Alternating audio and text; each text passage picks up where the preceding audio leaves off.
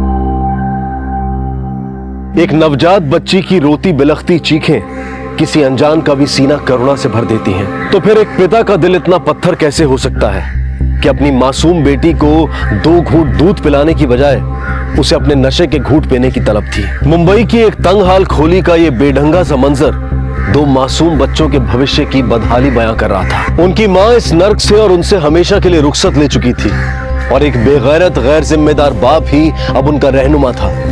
जब उनका आज इतना भयानक था तो उनका कल कैसा होगा?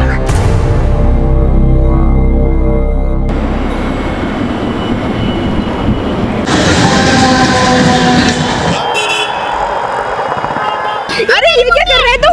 ये मेरी सांप को बच्चा है। पागल हो गए, थप्पड़ मारता है। छोड़ इसे। पकड़ो इसे। बच्चा चोर, पकड़ो उसे। वो मेरे सांप का बच्चा है।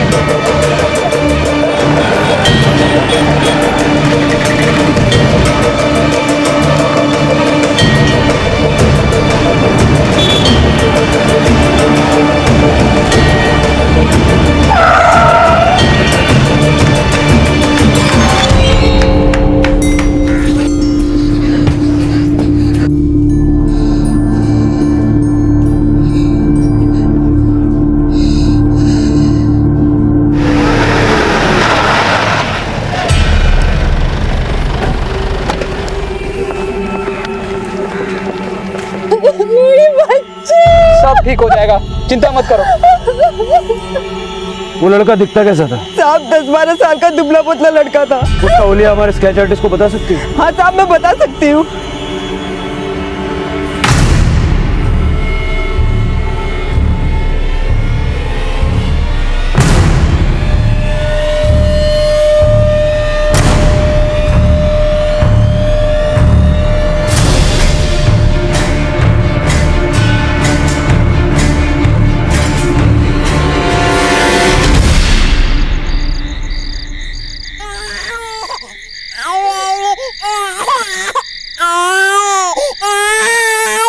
अरे चुप कर। दिन रात क्या दिमाग खराब करके रखा है। गला दबा दूंगा तेरा।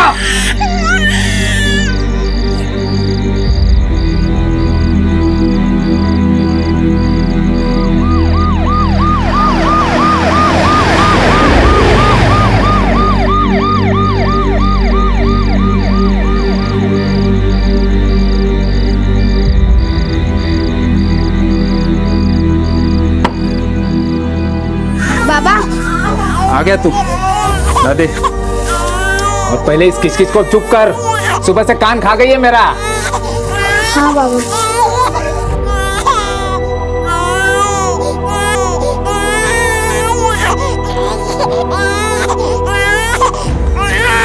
शांत हो जा। दूध पी, ऐसे रोते नहीं है।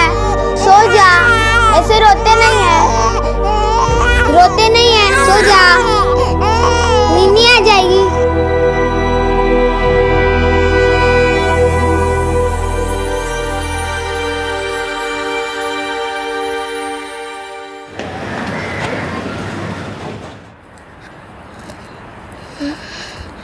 बाबा मैं जाता हूँ।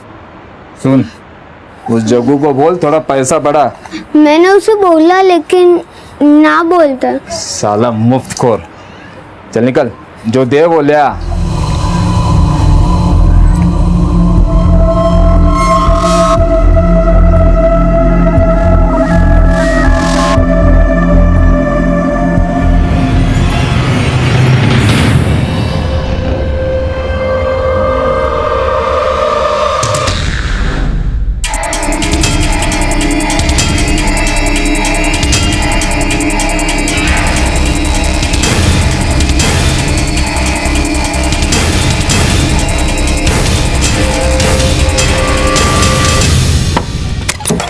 बोले बे। बाबा पुलिस। पुलिस?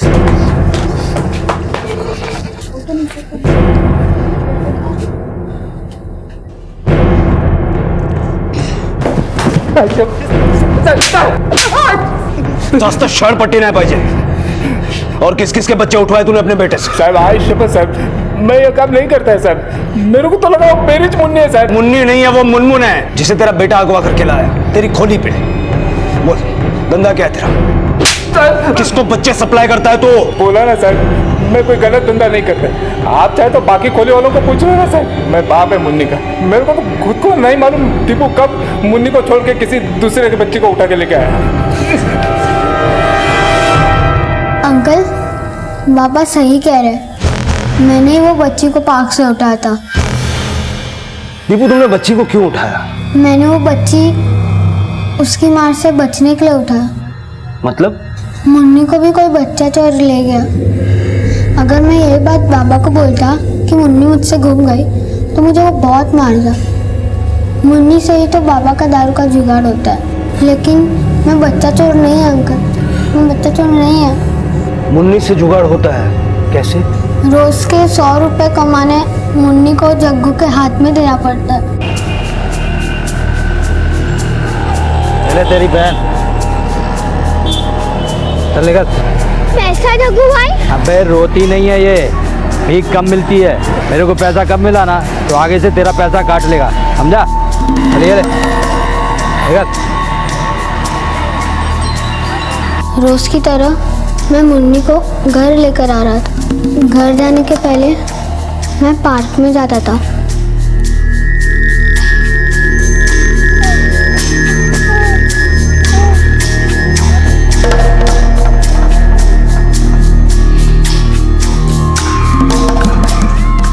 अब हम आइसक्रीम खाएंगे।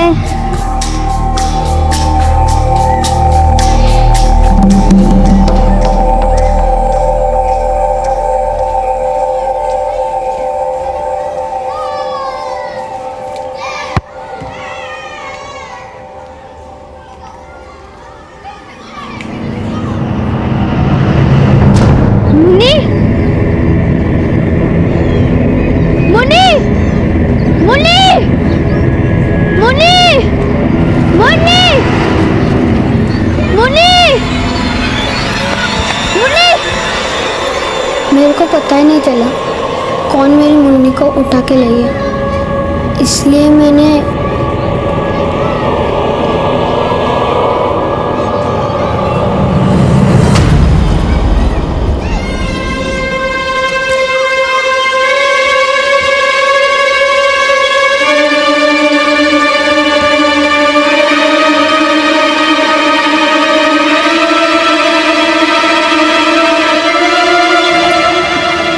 अरे ये क्या कर रहे तुम? ये मेरे साथ का बच्चा है। छोड़ो इसे। पागल हो गए क्या? थप्पड़ खाने पड़ेगी। थप्पड़ मारेगा।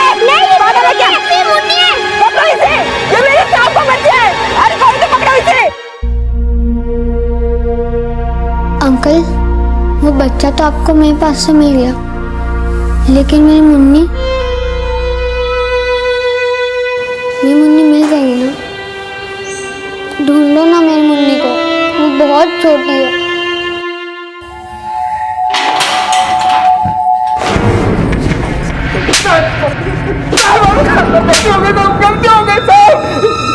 सर। जीती जागती बच्ची को भीख मंगवाने के लिए भाड़े पे देता था।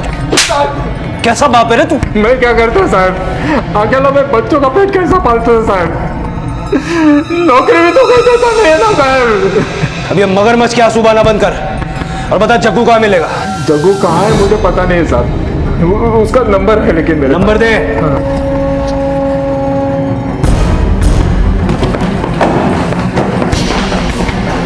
सर जग्गू का नंबर बंद है और वो अपने अड्डे पे भी नहीं मिला है। अपने खबरियों को बोलो पता लगाए वो कहाँ छिपा हो सकता है। सर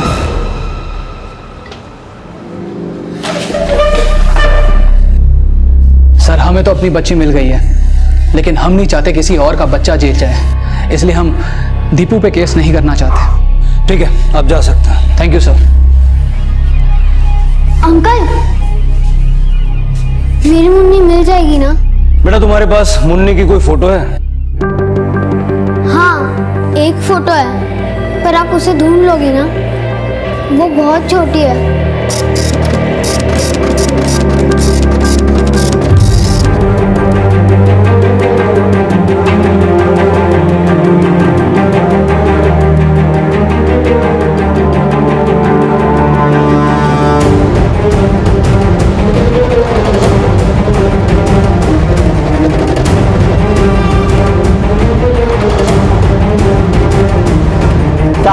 पता चला है, और जग्गू है ना भिवंडी में अपनी दोस्त की खोली में छुपा हुआ है।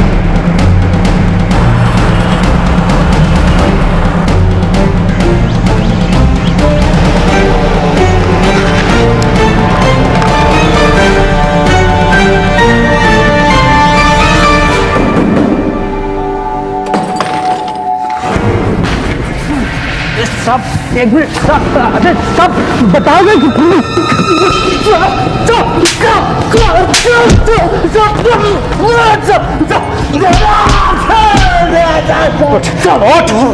मन्नी का मुन्नी कहाँ है बोल? साहब मैं मानता हूँ कि मैं उसके भाई और बाप से भीख मंगवाने के लिए मुन्नी को लेता था साहब, लेकिन मैं सच कहता हूँ साहब, मैंने उसको नहीं उठवाया साहब। सर जग्गू को बहुत तोड़ा लेकिन मुन्नी की कोई इन्फॉर्मेशन हाथ नहीं लगी। अगर जग्गू ने मुन्नी को नहीं उठवाया तो फिर किसने उठवाया और किस मकसद से?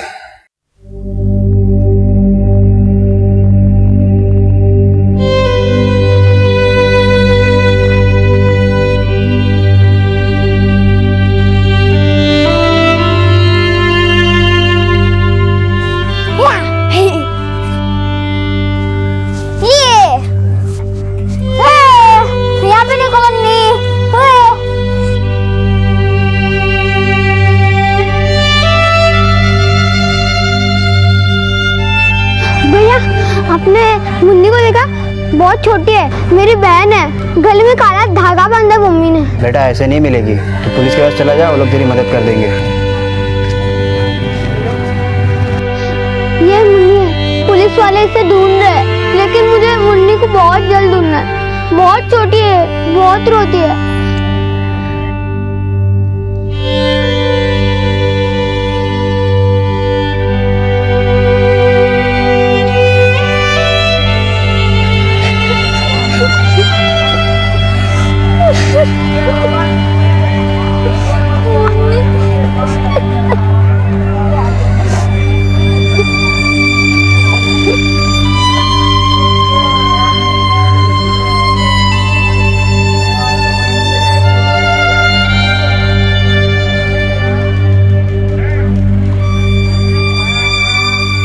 एक नन्ही जान की तड़पती चीखें बाप की शराब का इंतजाम भी करती थी और भीख मंगवाने वाले गिरोह की तिजोरियां भी भरती थी।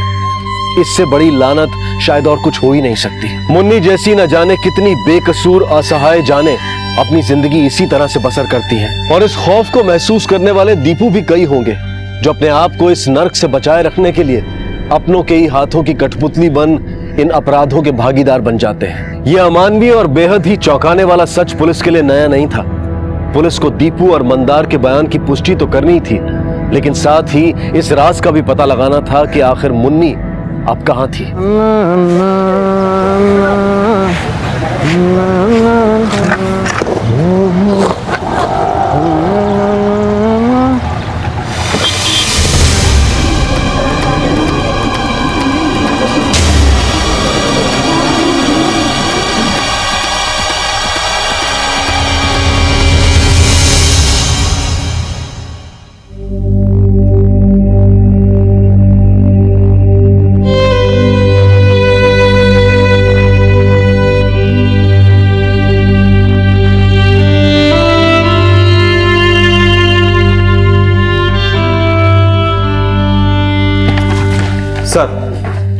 मुन्नी की पोस्टमार्टम रिपोर्ट। उसकी मौत दम घुटने से हुई है और इसके अलावा उसकी बॉडी पे कोई खरोंच या सेक्सुअल असोल्टिंग के कोई निशान नहीं है। शिंदे, कहीं ऐसा तो नहीं कि जग्गू ने पकड़े जाने के डर से मुन्नी को पहले ही मार के फेंक दिया हो और अब सच ना बोल रहा हूं? सर, अगर ये काम वाकई में जग्गू का होता तो अभी तक तो उगल दिया होता वो।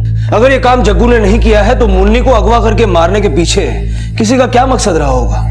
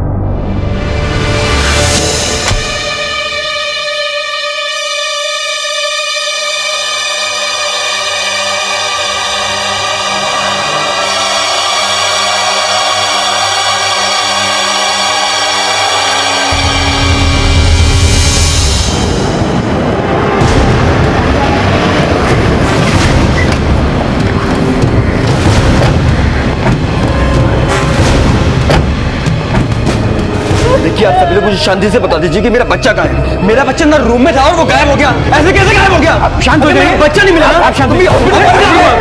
मुझे बता दीजिए मेरा बच्चा। आप शांत हो जाइए प्लीज। मिस्टर पारेख। जी सर, मैंने आपको कॉल किया था। डिलीवरी कब हुई थी? कल दोपहर को। आपको ऐसा क्यों लगता है कि हॉस्पिटल के किसी स्टाफ ने आपका बच्चा चुराया? किसी को देखा आपने बच्चा उठाते हुए? सर, देखा नहीं, लेकिन बिना हॉस्पिटल की मिली भगत के काम कैसे हो सकता है? सर, मैं तो कहता हूँ इन लोगों के साथ बिल्कुल आप अपनी ड्यूटी जानते हैं। इस तरह से हंगामा करके आप कानून हाथ में नहीं ले सकते, समझे? Sorry sir. सर, हम मानते हैं कि बच्चा हमारे स्टाफ की देखरेख में था, पर मुझे नहीं लगता कि हमारे स्टाफ में ऐसा कोई भी है जो ऐसे क्राइम को सपोर्ट करेगा। हमें आपके स्टाफ से पूछताछ करनी है और आपके हॉस्पिटल का सीसीटीवी फुटेज भी देखिए। जी सर, जरूर। इस्माइल जी, यहाँ पर हर आने जाने वालों की एंट्री करते हैं ना आप? जी सर, ये मेरी ड्यूटी है। मैं इतने साल से यहाँ पे काम कर रहा हूँ, आज तक यहाँ पे ऐसा कुछ नहीं हुआ। पर आज तो हो गया ना? कहीं आपसे तो कोई गलती नहीं हो गई? नहीं सर, मैं हर आने में जाने पर नजर रखता हूँ। बाहर आने का रास्ता सिर्फ यही है, तो बच्चा भी यहीं से बाहर गया होगा, तो कैसी नजर रखी आपने? सर, ये समझ नहीं आ रहा। अच्छा, ऐसा कोई नजर में आया जिस पर आपको शक हो? नहीं सर। मिसेस पारेख के वार्ड में तुम ड्यूटी कर रही थी? जी सर, लेकिन जब बच्चा किडनैप हुआ उस समय मैं वार्ड में नहीं थी। वार्ड कहाँ है? सर, बच्चा यहीं था और मिसेस पारेख भी। आपने किसी को देखा? मैं वॉशरूम में थी, जब बाहर आई तो मेरा बच्चा नहीं था।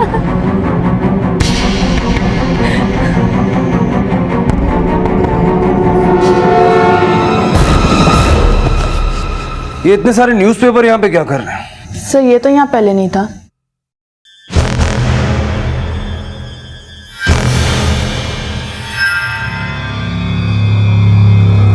शिंदे, एक मिनट रिवाइंड करो, जूम करो जरा।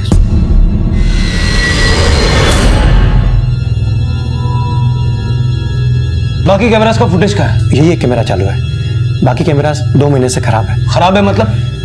वो हम रिपेयर करवाने ही वाले थे, लेकिन आप वेट कर रहे थे कि पहले कोई बच्चा किडनैप हो जाए। Sorry sir. हॉस्पिटल की रेपुटेशन की आपको इतनी फिक्र है, लेकिन सिक्योरिटी के मामले में ये लापरवाही। फिर से चलाओ।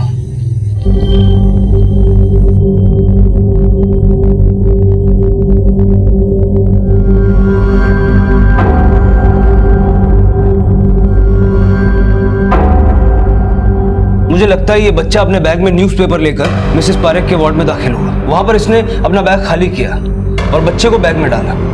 रिवाइंड करो। ये देखो, जाते समय इसकी चाल एकदम नॉर्मल है। एग्जिट पे जाओ। ये देखो, आते समय ऐसा लग रहा है जैसे इसका बैग भारी हो गया। सर वॉचमैन को बुलाते हैं, शायद वो बच्चों को आइडेंटिफाई कर सके। सर ये स्कूल की तस्वीर जो बच्चा दिख रहा है ना, 2-3 रोज से हॉस्पिटल में आ रहा है। कौन है? जी मैं तो नहीं जानता। तुमने इसकी एंट्री ली थी? सर मैंने सोचा मरीज के रिश्तेदार का बच्चा होगा। मतलब तुमने बिना कोई पूछताछ किए उसे आने भी दिया और जाने भी दिया? सर बच्चे पे भला कोई कैसे शक कर सकता है? उसका स्केच तो बनवा सकते हो ना? सर शकल ठीक से याद नहीं है। शिंदे तुम्हें क्या लगता है, कहीं ये बच्चा दीपू तो नहीं?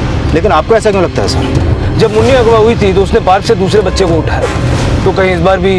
पर सर दीपू तो फुटपाथ वाले स्कूल में पढ़ता है और उस स्कूल की यूनिफॉर्म। शिंदे जो बच्चा चुरा सकता है वो यूनिफॉर्म भी चुरा सकता है। ठीक से देखना, कुछ भी रहना नहीं चाहिए। साहब,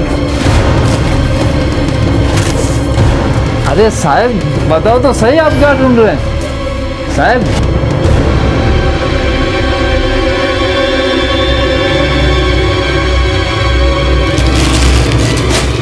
दीपू, नाके के उस पार जो सिटी हॉस्पिटल है मालूम है कहाँ है?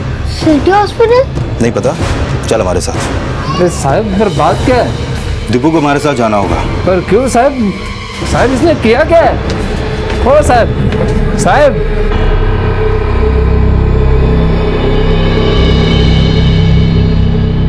सर जी ये वो बच्चा नहीं है, मेरे कुछ खास तो याद नहीं है। ये तो बहुत छोटा है, वो हाइट में थोड़ा बड़ा था। वो 14-15 साल का होगा।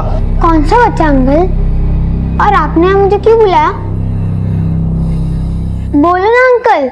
दीपू, जैसे तुम्हारी बहन को किसी ने चुराया था ना, उसी तरह इस हॉस्पिटल से भी किसी ने एक बच्चा चुराया है। आपको लग रहा है कि मैंने बच्चा चोरी किया? मैं बच्चा चोर नहीं है अंकल। शिंदे, दीपू लो घर सुन। उस 14-15 साल वाले बच्चे ने मेरी मुन्नी को मारा। दीपू तुम अभी घर जाओ, तुम्हारी मुन्नी को किसने मारा इसका हम पता लगा रहे हैं।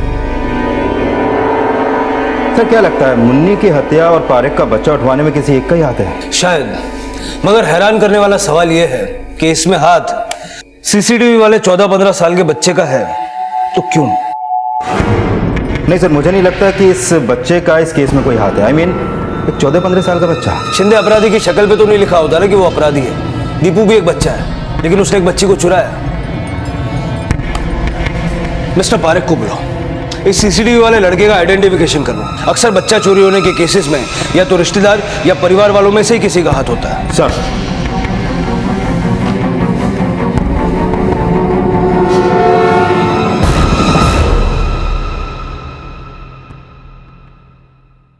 सर ऐसी यूनिफॉर्म तो मेरे भतीजे की भी है। क्या नाम है आपके भतीजे का? सर प्रतीक, मेरे बड़े भाई का बेटा है। क्या वो हॉस्पिटल में आया था? हाँ सर, कई बार। लेकिन बात क्या है? मिस्टर पारेख, हमें शक है कि इसी ने आपके बच्चे को किडनैप किया। सर आप कुछ भी बोल रहे हैं, वो मेरा भतीजा है। भतीजा है इसीलिए फिलहाल उससे कुछ मत कहिएगा और हमें उसके स्कूल का नाम बताइए।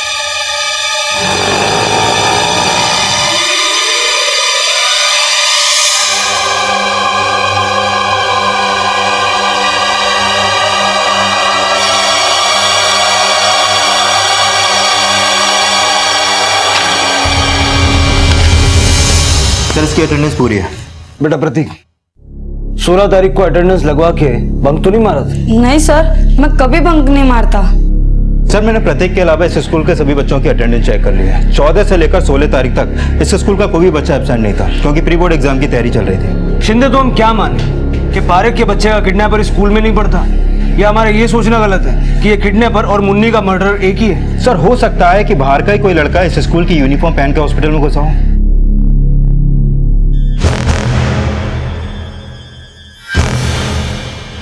सुनो।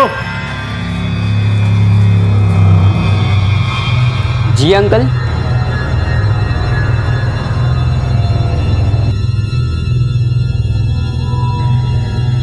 बेटा, क्या तुम्हें पता था कि प्रतीक की चाची को बेबी होने वाला है? हाँ, पूरे क्लास को बताया था प्रतीक ने। तो क्या तुम भी उसके कजिन से मिलने के लिए हॉस्पिटल गए थे? नहीं सर। प्रतीक, तुम क्लास में जाओ। देखो बेटा, डरो मत, एकदम रिलैक्स हो जाओ और मुझे ये बताओ कि तुम्हारी जनरल नॉलेज कैसी है? अच्छी है। गुड। अच्छा मुझे ये बताओ, तुम्हारे घर पे न्यूज़पेपर कौन सा आता है? बोलो बेटा। वो पता नहीं, मैं नहीं पढ़ता। इंस्पेक्टर, जिस डेट पर आप क्षितिज के हॉस्पिटल में होने की बात कर रहे हैं, उस दिन तो वो स्कूल में प्रेजेंट था।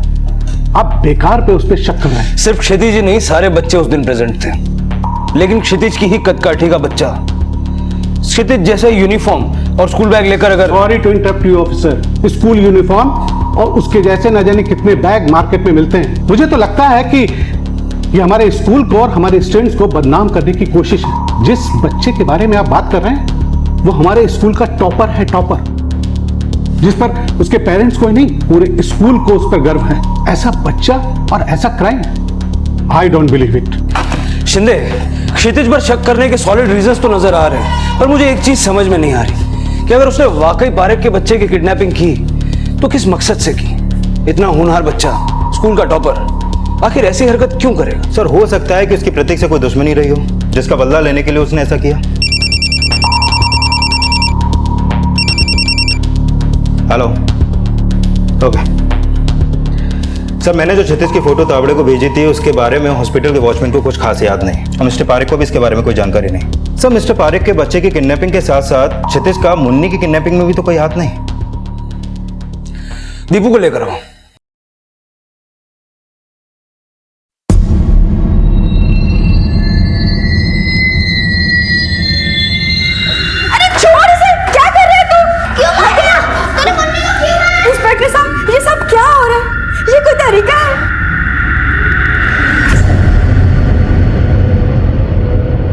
अपराध का चेहरा बहुत ही भद्दा और घिनौना होता है, लेकिन अपराध करने वालों की शिनाख्त में जो चेहरे सामने आते हैं वो अक्सर बेहद चौंकाने वाले होते हैं। दीपू की बहन मुन्नी के गायब होने और हॉस्पिटल से एक नवजात बच्ची के अगवा होने के दौरान शक के दायरे में जो चेहरा सामने आया था वो था 14 वर्षीय क्षितिज का। लेकिन अगर क्षितिज का वाकई इन अपराधों में कोई हाथ था तो वो किन वजहों से रहा होगा, ये सवाल उठना लाजमी था।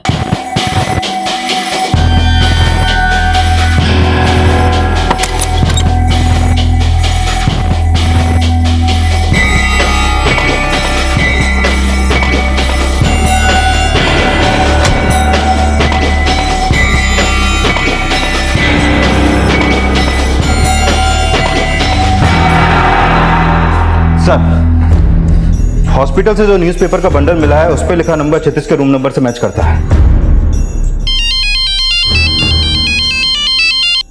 हेलो, क्या?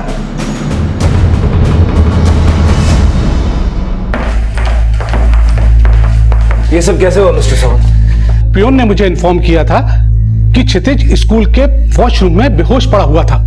उसने अपने हाथ की नसें काटी हुई थी। आई गेस उसने आत्महत्या करने की कोशिश की। ये सब आप लोगों की वजह से हुआ है। जब से आपने क्षितिज को उस लड़के से पिटवाया तब से वो बेचैन था।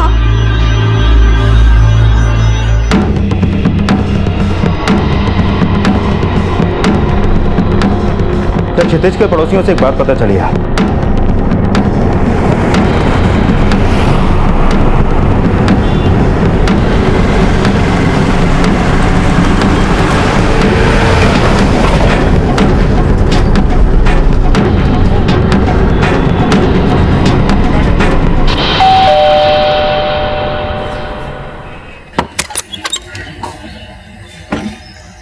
जी, सपना महाजन का घर यही है?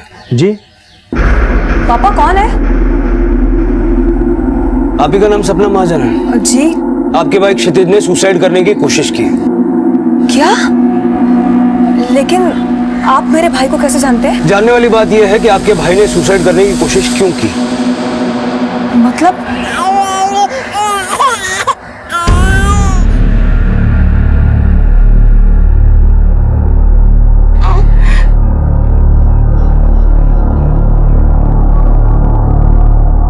देखा सर, इन्हें अपने बच्चे का चेहरा तक याद नहीं है। मैं बोल रही हूँ ना, ये बच्चा मेरा ही है। सर, सिर्फ एक दिन का था जब ये अगवा हुआ था, और छोटे बच्चे की शक्ल हर दिन बदलती है। लेकिन एक माँ अपने बच्चे को पहचानने में इतनी देर नहीं लगाती। सर आप मान क्यों नहीं रहे? मैं कह रही हूँ ना ये बच्चा मेरा ही है। आपको देख के तो नहीं लगता कि 1 हफ्ते पहले आपकी डिलीवरी हुई है? क्या मतलब है आपका सर? अपना मतलब हम आपको तसल्ली से समझाएंगे। क्षितिज ने हमें सब कुछ बता दिया है।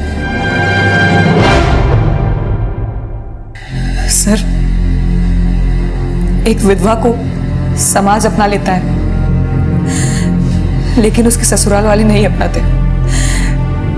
मेरे पति की मौत के बाद उन लोगों ने मुझे बहुत मजबूर कर दिया था कि मैं अपने मायके लौट जाऊं। वो लोग नहीं चाहते थे कि अपने बेटे की जायदाद पर मुझे कोई भी हक मिले। उनकी जायदाद में हक पाने के लिए तुमने इतना घिनौना क्राइम किया? मेरे पास कोई रास्ता नहीं बचा था सर।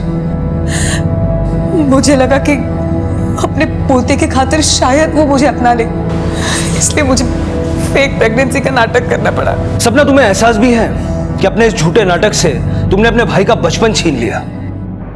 मैं बहुत बुरा हूँ सर, मुझे मर जाने दीजिए। नहीं बेटा, तुम बुरे नहीं हो, तुम तो अपने स्कूल के टॉपर हो। फिर ये सुसाइड क्यों? मैंने ही क्राइम किया सर, ताकि मेरे दीदी का फ्यूचर अच्छा हो। मेरी दीदी को उनके ससुराल वालों ने घर से निकाल दिया था। मैं दीदी को रोते हुए नहीं देख सकता था सर। अगर मैं बड़ा होता, जॉब कर रहा होता, तो दीदी को कभी फेक प्रेगनेंसी का नाटक नहीं करना पड़ता। पर उनके खुशी के लिए मुझे उनकी बात माननी पड़ी। क्षितिज, इस नाटक को पूरा करने के लिए मुझे एक बच्चे की जरूरत है। तू मेरी मदद करेगा ना? पर मैं क्या कर सकता हूँ दीदी? तू मेरे लिए एक बच्चा चोरी करके ले आ। तो प्रतीक की चाची के बच्चे को तुमने अपनी दीदी के कहने पे उठाया? प्रतीक ने सारी क्लास में बताया था कि उसके चाची को बेबी होने वाला है, इसीलिए मैं हॉस्पिटल गया।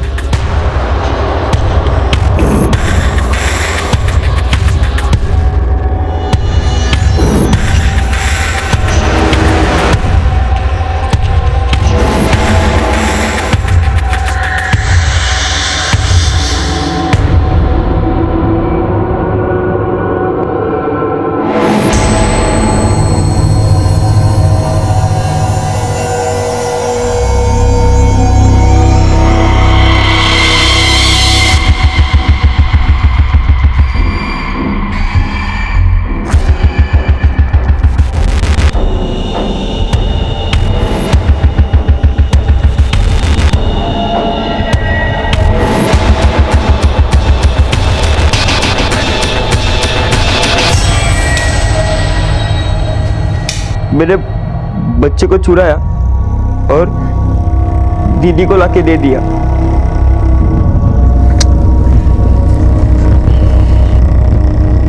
तो पहले हमें सच क्यों नहीं बताया? क्या सच बताना सुसाइड करने से ज्यादा मुश्किल था? मुझे बहुत बुरा लग रहा था सर। मैंने अपनी बहन की खुशी के लिए दीपू की बहन। तो क्या तुमने दीपू की बहन को भी?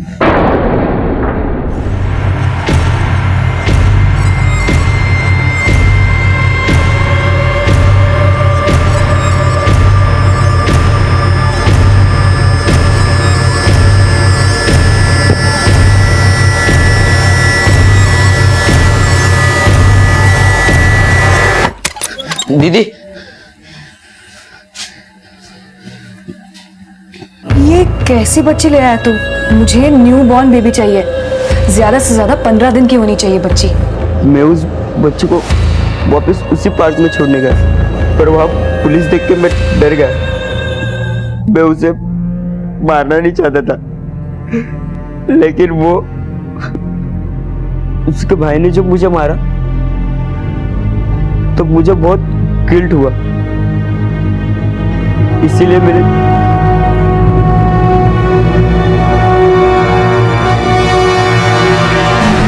बड़ों का काम होता है बच्चों को रास्ता दिखाना, लेकिन तुम दोनों ने अपने ही बच्चे को गलत रास्ते पे भेज दिया और साथ ही एक 6 महीने की बच्ची की जान ले ली। शिंदे, क्यों जाना?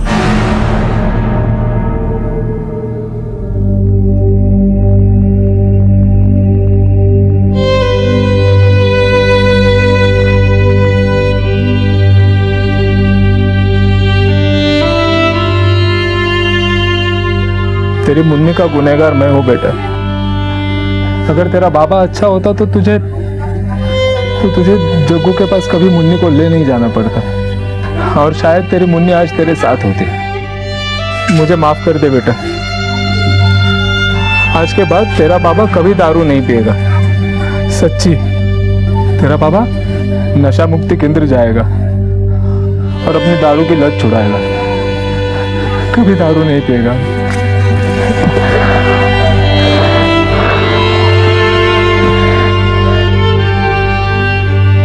डीएनए टेस्ट से साफ हो गया कि सपना जिस बच्चे को अपना बता रही थी वो पारेख परिवार का ही था, और यह भी साफ हो गया था कि अपने पिता के जुल्मों को सहने वाली और दीपू की बहन मुन्नी भी सपना की ही वजह से आज इस दुनिया में नहीं थी, और इन अपराधों के लिए उसने जरिया बनाया था अपने 14 वर्षीय भाई क्षितिज को। वो क्षितिज जिसने शायद सपने देखे होंगे अपने सुंदर भविष्य के, लेकिन उसकी बहन की नाजायज लालसा ने उसकी जिंदगी का रुख आत्महत्या की तरफ मोड़ दिया। सपना हो या चाहे मंदार या फिर भीख मंगवाने वाले गिरोह के सरगना, ऐसे लोग दीपू, क्षितिज और न जाने कितने ही मासूम बच्चों के गुनहगार हैं। ये अपने स्वार्थ के लिए उनसे उनका बचपन छीन लेते हैं और उन्हें ऐसे अपराधों में जरिया बनाते हैं जिसकी जितनी निंदा की जाए उतनी कम है। अब मैं अनूप सोनी आपसे विदा लेता हूं, फिर मुलाकात होगी अगले एपिसोड में और खुलासा करेंगे एक और जुर्म का। तब तक अपना और अपने परिवार का ख्याल रखें और देखते रहें क्राइम पेट्रोल डायल 100। सबक एक को सीख हम सबको। जय हिंद।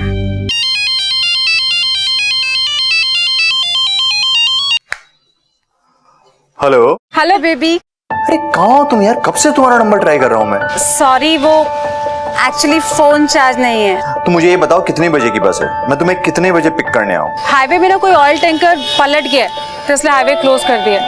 अब तो कल ही निकल पाऊंगी। रात में रुकोगे कहाँ तुम? आई विल मैनेज ना बाबा, मैं पहली बार थोड़ी नासिक आ रही हूँ।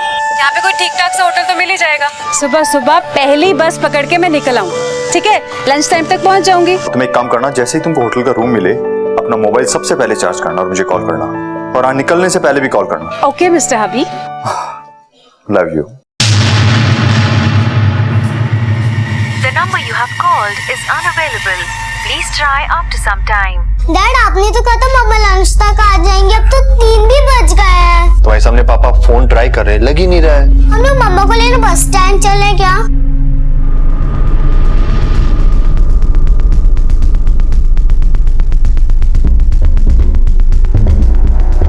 अरे इधर आना यार, इधर आना। हाँ। अरे कल नासिक से बसें जाना बंद हो गई थी। हाँ। अभी वापस आना शुरू हुई है क्या? हाँ, बसें तो सुबह से चालू हो गई हैं। डैडी मामा कब आएंगे? अभी आ जाएगी बेटा।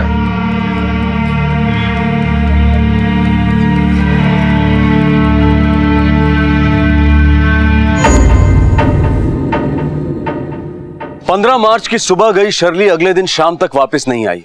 एक के बाद एक बसें आती गईं। उसके पति डेविड और बेटी मोना इंतजार करते रहे, लेकिन शर्ली का कहीं कुछ पता नहीं चला। दूसरे दिन की रात होने में सिर्फ अब थोड़ा ही वक्त बाकी था। आखिर डेविड ने तय किया कि वो पुलिस की मदद लेगा। आपकी वाइफ नासिक कब गई? सर मैंने बताया ना आपको, कल सुबह गई थी वो और रात को वापस लौटने वाली थी, और लास्ट में 8:30 के आसपास उसने नासिक की पीसीओ से कॉल किया था सर। वो नंबर है आपके पास? नंबर हाँ है सर मेरे पास। मैं दिखाता हूँ सर आपको। ये देखिए सर, लास्ट जिससे कॉल किया था पीसीओ का नंबर। कोई फोटो लाया अपनी वाइफ की? फोटो लाया सर, ये देखिए सर। मैं ये सारी इन्फॉर्मेशन नासिक पुलिस को भेज देता हूँ। इस बीच अगर आपकी वाइफ वापस आ जाए तो आप हमें जरूर बता दें। श्योर, मैं करता हूँ sir. Sir, Pune police station से डिटेल आया इस औरत की मिसिंग रिपोर्ट।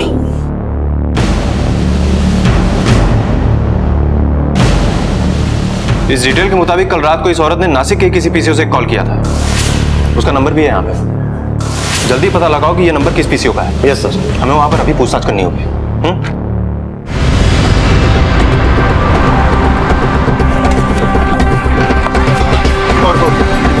यही पीसीओ था।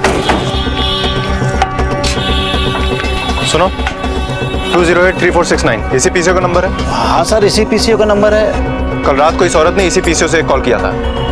हाँ सर, ये 10 साढ़े 10 बजे आई थी हमारे पीसीओ पे। इसने फोन भी किया था सर और चार्जर भी मांगा था। भैया चार्जर होगा आपके पास? ये लीजिए। अरे नहीं, ये मेरे फोन पे नहीं लगेगा। भैया आसपास कोई अच्छा होटल है? हाँ है, आप यहाँ से सीधे जाइएगा, आधा 1 किलोमीटर चलेंगे आप तो लेफ्ट साइड से आपको अच्छे होटल्स और अच्छे फैमिली लॉज है। और आप पैदल निकल जाइए यहाँ से, कोई ज़्यादा दूर नहीं, एक शॉर्टकट रास्ता और भी है वहाँ से बाजू से। ओके भैया, आपके पैसे। सर इसने होटल और लॉज के बारे में पूछा था तो मैंने इसको सावंतवाड़ी जो है वहाँ पे होटल लॉज के बारे में इसको बताया था। गौतम, यस सर, हमें सावंतवाड़ी के सारे होटल्स और लॉजेस में पता करना होगा। Excuse me. Yes sir. इसका नाम शर्ली।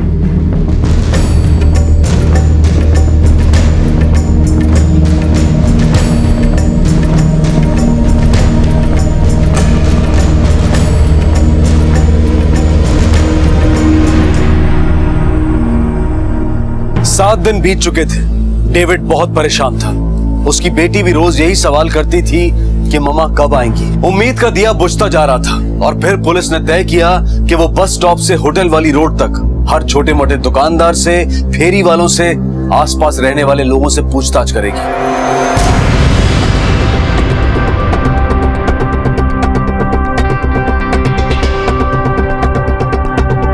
यहाँ कुछ दुकानें यहाँ पता करते हैं। ये औरत 1 हफ्ते पहले रात में इसी रास्ते से कहीं जा रही थी। उसके बाद से इसका कुछ पता नहीं चला। ध्यान से देखिए, शायद आप लोगों ने इसे इसी रास्ते से कहीं जाते हुए देखा। मैंने तो इसको नहीं देखा। ए बेटा देख, तूने तो नहीं देखा इसको? सब यही औरत थी ये तो नहीं बता सकता, और 7-8 दिन पहले की रात को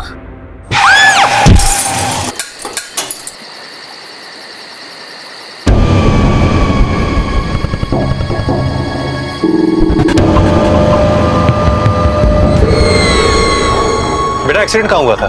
सर वहाँ उस पेड़ की तरफ। हाँ सर, यहीं पर एक्सीडेंट हुआ था, नीली कलर की कार से। देखो आसपास कुछ है क्या?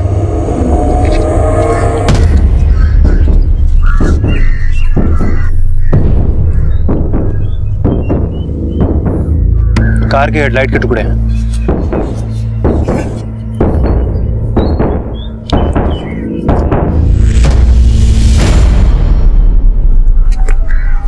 Bracelet. Gautam. Yes sir.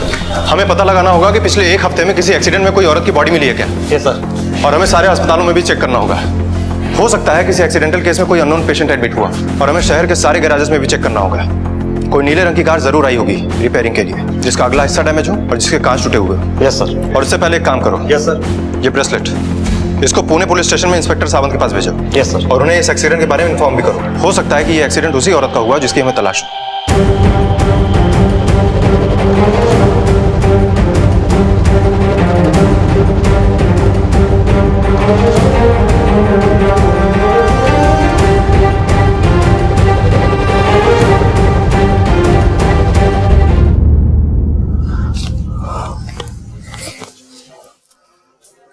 Don't cry बेटा, मम्मा आ जाएगी। हाँ? आप हमेशा कहते हो मम्मा नहीं आती है। देखो पापा ने तुम्हारे लिए कितना अच्छा पास्ता बनाया, खाओगी थोड़ा सा? नहीं खाना। थोड़ा सा देखो, टेस्ट करके देखो, थोड़ा सा। एक बार बैठो, देखो कितना अच्छा पास्ता बनाया पापा ने, है ना? Don't cry now. बाबू मम्मा आ गई। मम्मा,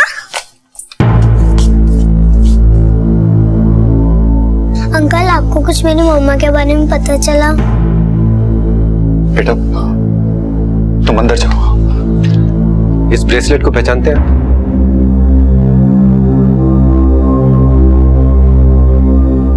ये तो शर्ली का है, जिस दिन गई थी पहन के गई थी। आप लोगों को मिल गई क्या वो? अरे प्लीज कुछ तो बोलिए आप लोग। मिस्टर डेविड प्लीज आप शांत हो जाइए। ये नासिक पुलिस को एक रोड पर मिला। जिस रात आपकी बीवी लौटने वाली थी, उस रात उस रोड पर एक एक्सीडेंट हुआ था। उस एक्सीडेंट स्पॉट पे ये ब्रेसलेट मिला।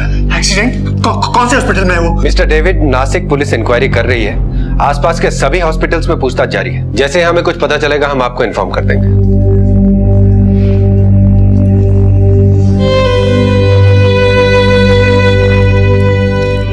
7 दिन के इंतजार के बाद खबर भी मिली तो दिल दहला देने वाली। आखिर कहां थी शर्ली? वो जिंदा भी थी या नहीं। और तभी पुलिस को एक बेहद चौंका देने वाली दूसरी लीड मिली। फोटो देना। एक्सक्यूज मी, इस औरत को देखा आपने?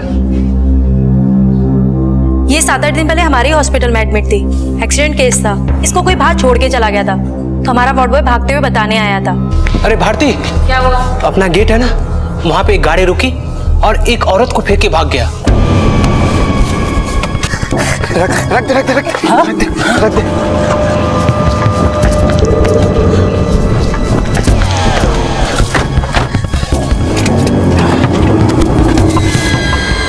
मैंने उधर जाके देखा तो वो औरत खून से लथपथ थी।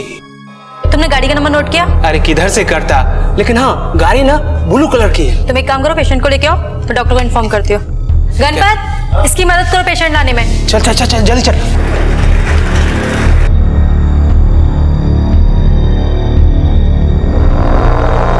वो पेशेंट कहाँ है? क्या हुआ भारती? सर 7-8 दिन पहले एक औरत को जो बाहर फेंक के चले गए थे ना सर, उनके बारे में इंक्वायरी करने आए हैं।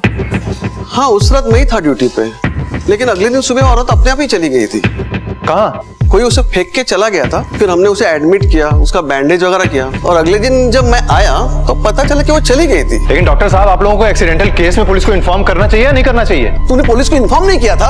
अरे भाई, तुम लोग पुलिस का प्रोसीजर क्यों नहीं फॉलो करते हो? आई एम सॉरी, अगर कोई सीरियस मैटर होता तो ये लोग आपको जरूर इन्फॉर्म करते। अगर उस औरत के बारे में कुछ भी पता चले आप जरूर बताइएगा। हेलो, आपके वाइफ के बारे में एक जरूरी इंफॉर्मेशन देनी है। अभी आता हूं। जैसा मैंने आपको बताया था कि आपकी पत्नी का एक्सीडेंट हो गया था। एक्सीडेंट के बाद उन्हें एक हॉस्पिटल में एडमिट करवाया गया था। कौन से हॉस्पिटल में सर? अभी कैसी है वो? नासिक पुलिस ने और क्या बताया आपको? बेहोश है, इंजर्ड है, कैसी है? ज्यादा इंजर्ड तो वो नहीं होंगी, क्योंकि अगली सुबह वो चुपचाप उस हॉस्पिटल से निकल गई। हॉस्पिटल से निकल गई? तो उसको घर आना चाहिए था, मगर अभी तक तो घर आई नहीं वो। देखिए, मैं बता रहा हूँ, कोई मिसअंडरस्टैंडिंग हुई होगी सर। मुझे लग रहा है कुछ गलत तो नहीं हो गया। प्लीज आप थोड़ा पता कीजिए, कहाँ है वो? यही बात तो हम भी जानना चाहते हैं मिस्टर डेविड। एक बात बताइए, आप उनके साथ नासिक क्यों नहीं गए थे? सर, मैं उसके साथ जाना चाहता था सर, मगर इस वीक मेरी बहुत इंपॉर्टेंट मीटिंग थी इन्वेस्टर्स के साथ। मैंने बोला था शर्ली, हम नेक्स्ट वीक चलते हैं। कहीं आप जानबूझकर तो उसके साथ नहीं गए? सर, आप मुझ पे शक कर रहे हैं सर। आप विश्वास करने का सॉफ्टवेयर पुलिस ट्रेनिंग में हमारे दिमाग से निकालकर फेंक दिया जाता है, इसलिए हम शक सबसे पहले और विश्वास सबसे बाद में करते हैं। तो बताइए, आप अपनी वाइफ के साथ नासिक क्यों नहीं गए? मेरा नया बिजनेस है सर, और मुझे ज्यादातर समय अपने बिजनेस को देना पड़ता है। लगभग यही कोई 6 महीने पहले शर्ली के फादर की डेथ हो गई थी सर। शर्ली काफी दिनों से बोल रही थी कि उसको उसके फादर की ग्रेव के पास जाकर बैठना है। मुझे पापा से मिलने जाना है बस। और शर्ली, एक दिन पापा की ग्रेव पर अकेले नहीं बिता सकती क्या मैं?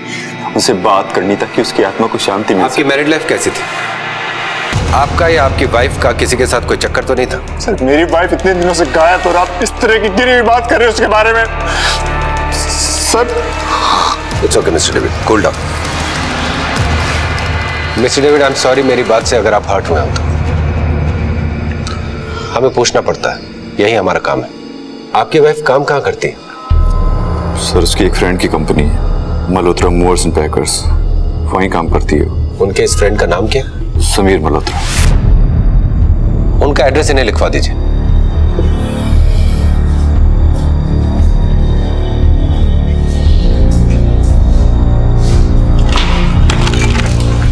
सर, ये रहे शर्ली के फोन रिकॉर्ड्स। इससे पता चला है कि जिस दिन वो गायब हुई उससे पहले वाली रात को उनकी एक नंबर पर लंबी बातचीत हुई। और हाँ सर, जिस सुबह वो नासिक के लिए निकली उस सुबह भी उनकी उसी नंबर से बात हुई। और हाँ सर, उसी नंबर से उनके मोबाइल पे मैसेज आया जो उस रिकॉर्ड में है। I have reached early, car में तुम्हारा इंतजार कर रहा हूं। अब यही बताएगा कि शर्ली कहाँ है। मिस्टर समीर मल्होत्रा, शर्ली कहाँ है? मुझे क्या पता सर, मैं भी बहुत परेशान हूँ। मुझे ये समझ में नहीं आ रहा है कि एग्जैक्टली उसके साथ हुआ क्या। लेकिन हमें बहुत कुछ समझ में आ रहा है। आपकी कलीग इतने दिनों से गायब है, लेकिन आपने उसके हस्बैंड को एक दिन भी फोन करके नहीं पूछा वो कहाँ है, कैसी है, कहाँ गई है? हाँ, 2-3 बार कॉल किया था सर, उसका फोन बंद आ रहा था, तो इसलिए मैंने अपनी सेक्रेटरी से कहा कॉल करने को। वो रोज फॉलो अप करती थी। कमाल की बात कर रहे हो आप। आपकी कलीग, आपकी इतनी अच्छी दोस्त गायब हुई है और आप अपने सेक्रेटरी से कहते हो फॉलो अप करने को। एक्चुअली मुझे लगा शायद उसके हस्बैंड को बुरा लगेगा अगर मैं रोज कॉल करूं तो। क्या बुरा लगेगा? आपका फोन करना, फॉलो अप करना, आपकी दोस्ती या फिर आपका अफेयर? ये आप क्या कह रहे हैं सर? वो शादीशुदा है, मेरी दोस्त है, और जहां तक मैं जानता हूं उसका रिलेशनशिप उसके हस्बैंड के साथ बहुत अच्छा है। रिलेशनशिप तो आपके साथ भी बुरा नहीं है, तभी तो अपने हस्बैंड से छुपकर आपके साथ नासिक चली गई। जिस दिन वो नासिक गई थी, आपका मैसेज आया था उसे कि आप गाड़ी में उसका इंतजार कर रहे हैं। सर आप बिल्कुल गलत समझ रहे हैं। वो मेरी कॉलेज फ्रेंड है और उस दिन वो बहुत ज्यादा अपसेट थी। अपसेट थी तो आप उसको नासिक ले गए, किया क्या उसके साथ?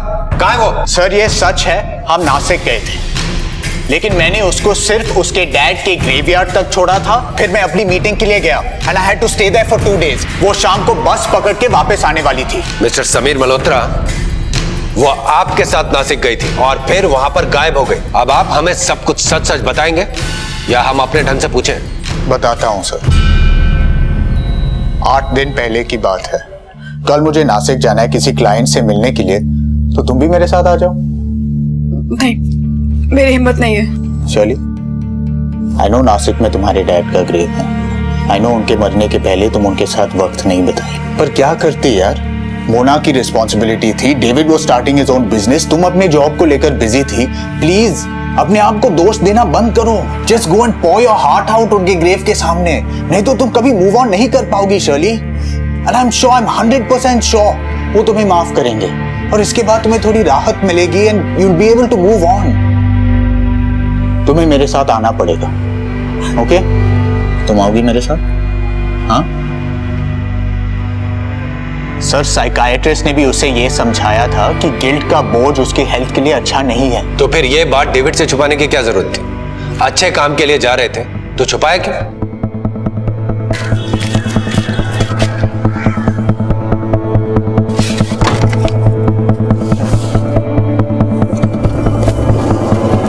समीर, मैंने डेविड को नहीं बताया कि तुम्हारे साथ मैं नासिक जा रही हूँ। ये सब क्यों छिपा रही हो उसे? यार तुम तो जानते हो ना, डेविड ने कितनी मुश्किल से ये नया बिजनेस शुरू किया है। मैं नहीं चाहती कि उसका एक भी दिन वेस्ट हो मेरी प्रॉब्लम्स के लिए। वैसे भी ये प्रॉब्लम्स मेरी हैं, मुझे इनसे खुद डील करना है, राइट? अगर मैं डेविड को बताती कि तुम मुझे ड्रॉप कर रहे हो तो वो भी इंसिस्ट करता साथ में आने के लिए, लेकिन मुझे पापा से अकेले मिलना है, बहुत सारी बातें करनी है उनसे। रही बात डेविड की, तो मैं उसे घर पे आके सब कुछ सच सच बता दूंगी।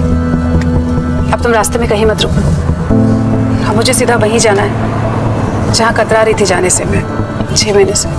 अच्छे फ्रेंड्स थे आप? जी।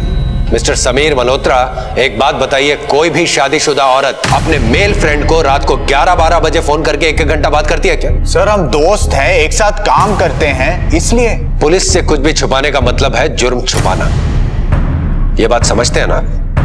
एजुकेटेड है ना आप? सर उसने ये बात किसी से नहीं बताई, वो क्लिनिकली डिप्रेस्ड थी। डेविड भी ये नहीं जानता था। ऑफिस के बाथरूम में वो घंटों रोती थी, छोटी छोटी बातों पे बहुत ज्यादा नाराज हो जाती थी, उसके मूड स्विंग्स बहुत ज्यादा थे। फिर मुझे इस सिचुएशन का सीरियसनेस सिर्फ तब समझ में आया जब एक दिन मैं उसके डेस्क पे एक फाइल खोज रहा था।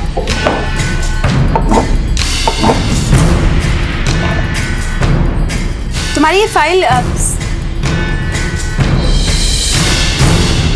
मैं कुछ करने नहीं वाली थी सर। तो फिर तुमने ये क्यों खरीदा? वो सिर्फ 1 सेकंड के लिए मेरे दिमाग में ख्याल आया। और अरे 1 ही सेकंड लगता है जान लेने में, और तुमने ऐसा सोचा भी कैसे यार? जो इंसान मेरे लिए सबसे जरूरी था, जो मुझे सबसे ज्यादा प्यार करता था, मेरे डैड 1 सेकंड में दूर चले गए मुझसे। पता है, मेरे दुख या सुख में हमेशा वो मेरे साथ खड़े होते थे, और जब वो बीमार थे, उन्हें मेरी जरूरत थी, तो मैं अपनी लाइफ में उलझी रही। जॉब जरूरी था, डेविड का बिजनेस स्टेबल नहीं था, बच्ची छोटी थी, मैं क्या करती? मेरी लाइफ को प्रायोरिटी थी, डैड की हेल्थ को निग्लेक्ट किया। फिर एक दिन कॉल आया, पापा चले गए, पापा चले गए।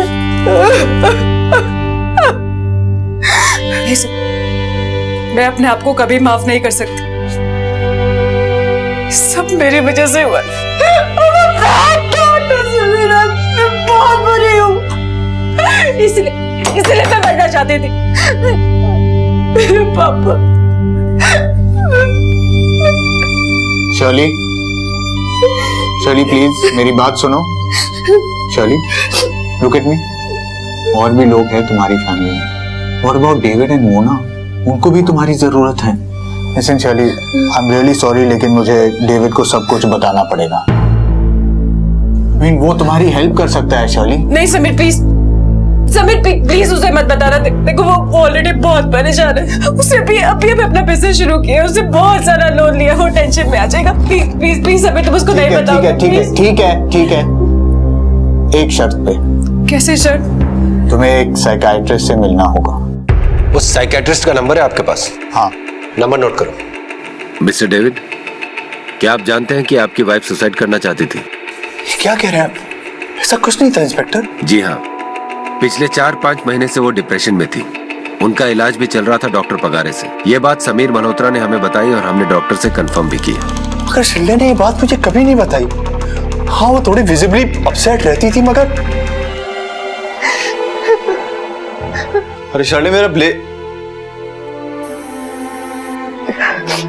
अरे दूध! ध्यान कहाँ है तुम्हारा? तुम्हारी आंखों के सामने सारा दूध गिर रहा है।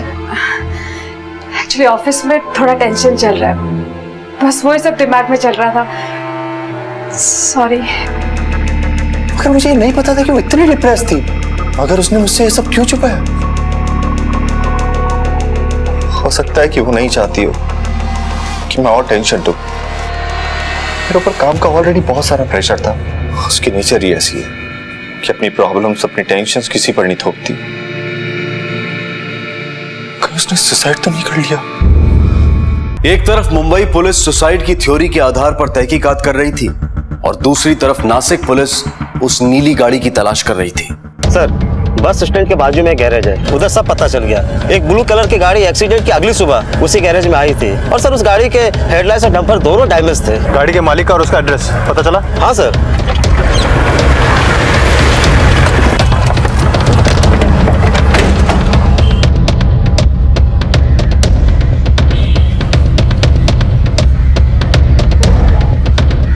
वो हेडलाइट पुरानी है और ये वाली नहीं है।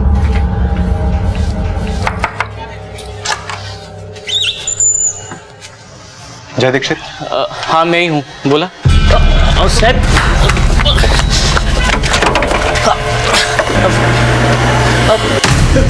सर जानबूझ के नहीं किया सर, वो तो एक एक्सीडेंट था, हम तो उसको जानते भी नहीं थे सर। जब तुम्हारी गाड़ी से एक्सीडेंट हुआ तो तुमने पुलिस को इन्फॉर्म क्यों नहीं किया? सर मैं डर गया था सर। पी के गाड़ी चला रहा था क्या? सच सच बोल नहीं तो। उस रात को मैं और मेरा फ्रेंड अर्जुन एक बार से वापस आ रहे थे। अरे भाई संभाल, तू क्या कर रहा है?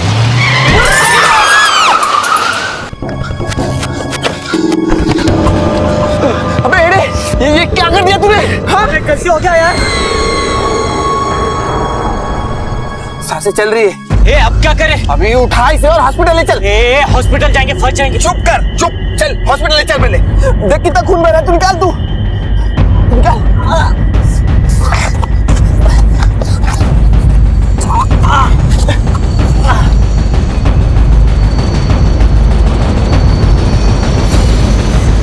रख।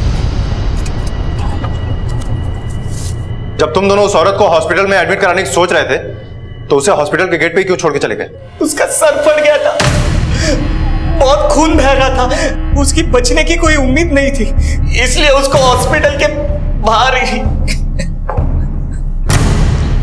ये जय बोल रहा है कि उस औरत की हालत सीरियस थी, जबकि हॉस्पिटल में हमसे डॉक्टर ने कहा कि वो खुद ही ठीक होकर अगले दिन चली गई। हमने उसे एडमिट किया, उसका बैंडेज वगैरह किया और अगले दिन जब मैं आया तो पता चला कि वो चली गई थी। इसका मतलब कि वो डॉक्टर हमसे झूठ बोल रहा है। सर उस रात तो ड्यूटी पे गणपत था। कहाँ है वो? आज तो वो हॉस्पिटल में है, उसकी डे शिफ्ट चल रही है। बुलाओ उसको। अरे बोलो सर। गणपत इधर आओ। क्या हो गया साहब? जिस रात एक औरत तुमको हॉस्पिटल के गेट में मिली थी उस रात तुम्हें थे ड्यूटी पे? जी मैं ही था।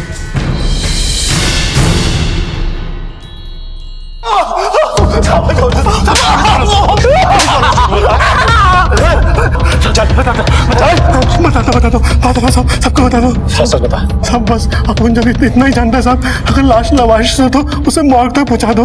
उसके बाद साहब जॉली उसका क्या करता है, किसको भेजता है साहब? क्या किया उस औरत की लाश के साथ? हाँ?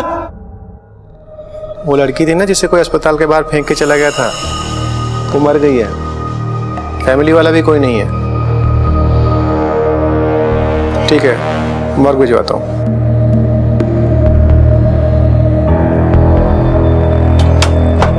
जॉले, अरे जॉले, बॉडी आ गई है।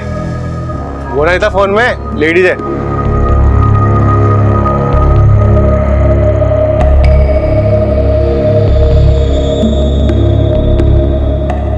ला पेपर दे।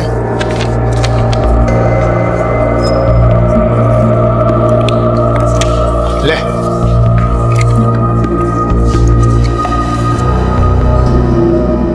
साहब, जब एक हफ्ते तक कोई पूछने नहीं आया तो आपने जॉली को दोबारा से फोन करके बता दिया कि लाश लावारिस है। आगे बता।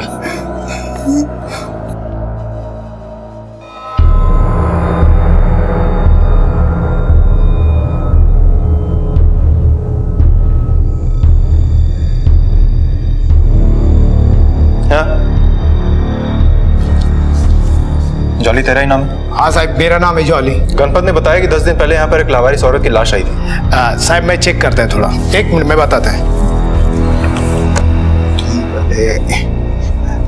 नहीं साहब, 10 दिन पहले ऐसा कोई भी लाश नहीं आया। गणपत को गलत फहमी हुआ है साहब, आप रिकॉर्ड चेक कर लो मांगता है तो। हेलो सर जी, 10-12 दिन से इधर एक लाश पड़ी है। उम्र उसका 20-21 होगा। नहीं, उसका कोई रिश्तेदार भी नहीं आया लेने को उसको। मैं क्या करूँ साहब? ठीक है साहब, आइए सर जी। 20-21 साल का बॉडी है और 10 दिन पहले का डेथ सर्टिफिकेट भी है। ये देखो ये पेपर। ये बॉडी तो बिक जाएगी, ऑर्गन डैमेज भी नहीं है, पैसा अच्छा आएगा इसका। दिखाओ।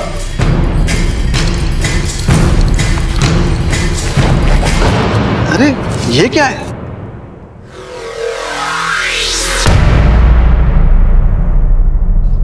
बॉडी कितने में बेचोगे डॉक्टर कामत?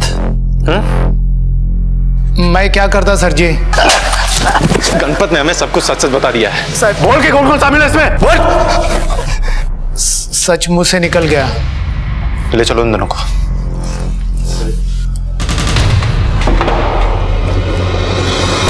चल, अब सब कुछ शुरू से बोल। हाँ, वो औरत 10 दिन पहले हॉस्पिटल आई थी और उसी रात उसकी डेथ भी हुई थी। फिर हम लोग ने उसकी बॉडी मॉर्ग में भेज दी। हफ्ते भर तक का इंतजार किया, लेकिन जब कोई क्लेम करने आया ही नहीं तो फिर हम लोग ने बॉडी भेज दी। कोई क्लेम करने आता भी कैसे?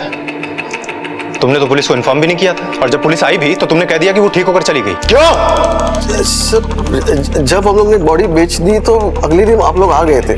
फिर मैंने कहानी गढ़ दी कि वो औरत ठीक होकर चली गई। डॉक्टर होकर लाशों का कारोबार करते हो? वैसे करते क्या हो लाशों का? हाँ, हम लोग वो मेडिकल इंस्टीट्यूट को भेज देते हैं। वहाँ एनाटॉमी के स्टडीज के लिए डेड बॉडी की जरूरत पड़ती है और बॉडीज तो इतनी आसानी से मिलती है नहीं, इसलिए हम लोग लावारिस लाशों को बेच देते हैं। लावारिस लाश नहीं थी सर, वो लावारिस लाश नहीं थी। मेरी बेटी की माँ, मेरी पत्नी, मेरी जिंदगी थी वो।